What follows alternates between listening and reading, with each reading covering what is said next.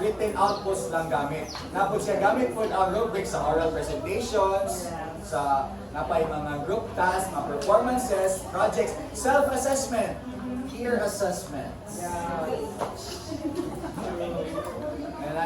So, to motivate students to improve their work by using rubric feedback to resubmit for work incorporating the feedback.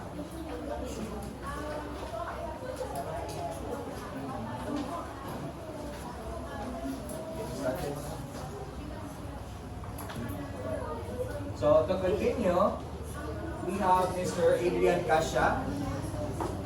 So let us proceed to the evening started with rubrics.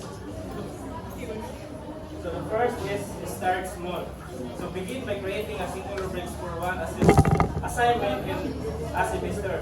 This manageable approach allows instructors to familiarize themselves with the process of developing rubrics without becoming overwhelmed. So you need to begin your journey in creating the rubrics just by focusing only rubrics in one assignment in just one semester. So, dapat kung magsugod ka mo, dapat usa lang ka assignment mo himog rubrics sa usa ka semester. Then next is leverage existing resources.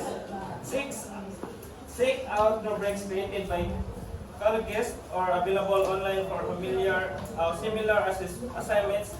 Platform like AACU and Robistar offers templates and pre-made rubrics covering various assessment criteria. Adapting existing rubrics saves time but ensures alignment with established best practice.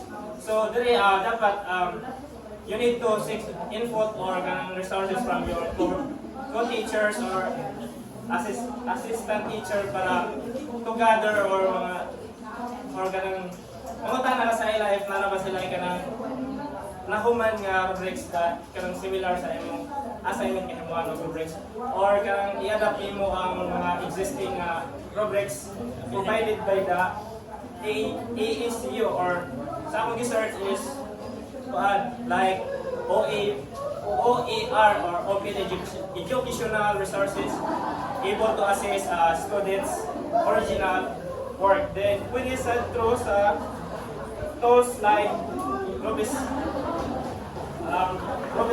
So Robistar as a simple online rubrics generator where students and teachers can either choose from pre-made rubrics or design their own. So Robistar is like muna ni siya app nga pwede ka dito magkuha o template pag himong sa imong rubrics.